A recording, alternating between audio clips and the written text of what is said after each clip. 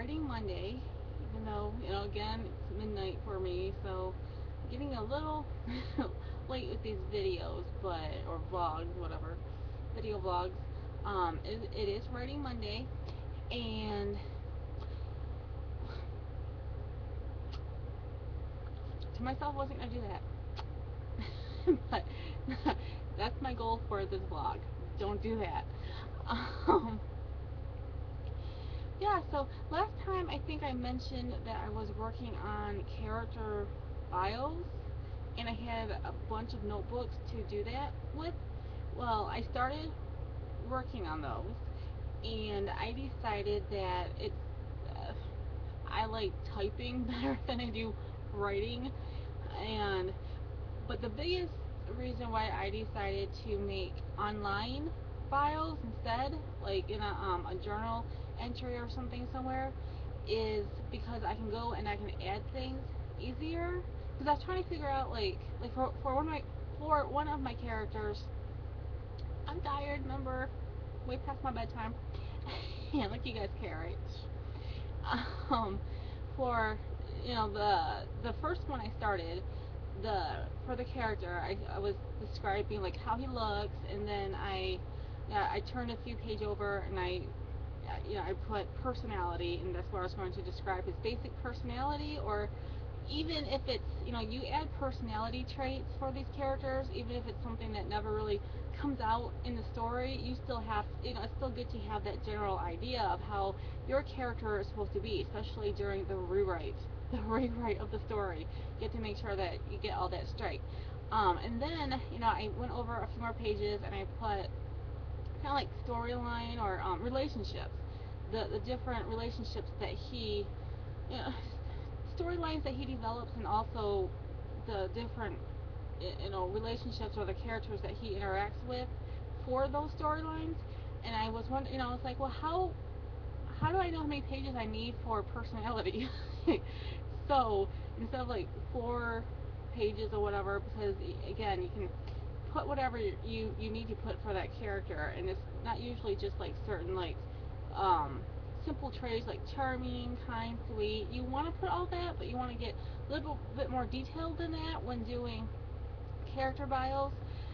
So I decided, instead of trying to determine how many pages I will need and then worrying about going back and having to add, just because I want to create these little biography or big biographies for the sake of writing, and also to keep things organized, and or for the sake of the story and writing.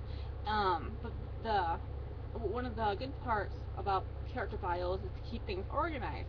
And if I run out of pages for looks or personality or relationships or whatever, I'll have to like start somewhere else, somewhere, in toward the back of the notebook or whatever.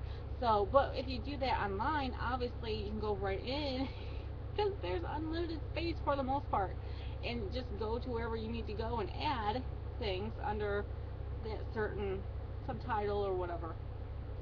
So I'm gonna do that. But what I'm gonna do, and plus I love typing, and my words per minute isn't that great right now, but I it's it's better for, I can get a lot more words down typing, properly typing, than I can writing, because I get writer's cramp quickly, sadly. But what I'm going to do after I do the digital character bios, I'm going to then take the pile of notebooks and create the notebooks for each character. Even though, yeah, I might still run out of space depending on how often I actually go back to the online files and add stuff. It will at least give me more of a better general idea of how much space I need for each subject or whatever. And also, I don't know what I was going to say. It will be neater. It'll be more organized that way. And because I still want the notebooks, because even though online it's good and you can refer to those anytime you need to, but when you're like in the middle of writing, you sometimes want the note right there.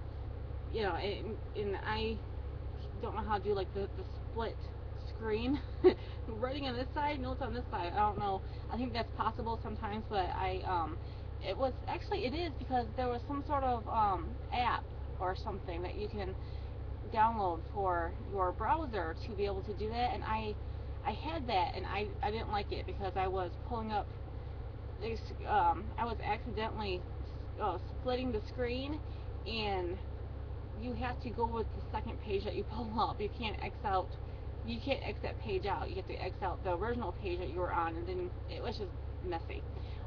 But so that's what I've decided. When it comes to character bios, I'm going to work on getting them all accomplished, or at least started online, and then transfer it into the notebooks so that it'll be easier to add to and stuff online, but I can still have it like right here.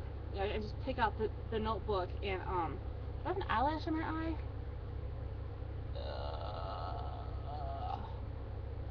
Hope not.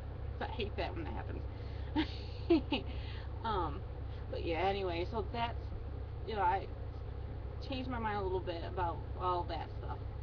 Character bios are important. Story notes are important, or like working it all out on paper and then transferring it as into an actual story as you type or whatever. That's good too. But I've come to realize really how important character bios are, because you can keep track of what exactly they're doing in the story, where what you want them to do in the story, excuse me, and just other things, simple yet very important things like looks and personality, or opinions that they might have, or things like that you'll want to make sure you stick with throughout the story. Um, yeah, so that's that. Book wise, oh, I'm reading a bunch of books. Again, I took like 18. I think I have 18 out from the library right now. Yeah. So, and the majority of them I will have to write down in with the page I'm leaving off on, and get them some other time. But one of the books right now, and they're not all like this, but this gardening for wildlife, I'm very interested in doing this, and it's the National Wildlife Federation's guide to. Um, yeah, I've gotten a little bit into the book. It's a fun, pretty book. It has lots of pretty pictures demonstrating what it's talking about. Let me see, like that picture. I don't know if I'm supposed to show words. That might be like a copyright infringement. I don't know. But anyway, other than the title. But well, there you go. It's not like you could really have read anything I just showed. So yeah, so this is one that I'm reading, or at least browsing through, picking up different ideas and tips and advice, whatever. Yeah, we'll see. We'll see if I can ever transform my yard into a wildlife mm, garden habitat, whatever. So, but I was mostly interested in like and butterflies, hummingbirds, things like that.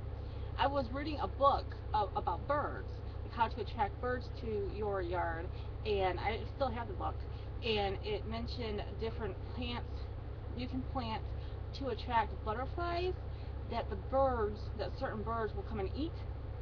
Yeah, and that's how you attract that bird. I don't want to do that. I want birds and butterflies and everything else to come to my yard, but I want to figure out a way to make it all harmonize so that I'm not just luring beautiful butterflies into my yard to get eaten by a bird. So yeah. Anyway, so that's about that. And I was going to talk about this other book that I'm reading right now. It's all nonfiction stuff for the moment. Um, but I will save it. I was gonna talk about it tonight because it deals with pets, and I wanted to keep like books and stuff kind of on writing Monday, because it has to do with that sort of. It's more on topic, but the book is about a pet, so I might talk about it during one of my pet vlogs coming up. I don't know when, because I really want to. Every time I read it, I'm like, I have to mention this in a vlog, but it's it's a sad book. I mean, I've read it, and I'm just uh, tears. the tears flow because it's about um yeah, I won't discuss it right now, but it is kind of like a self-help book when it comes to pets and dealing with pets. So I'll leave it at that. But I'll talk about it one of these days, and I'm mentioning it now just so you know I was going to talk about it. All right. Anyway, thank you for watching, and love you all.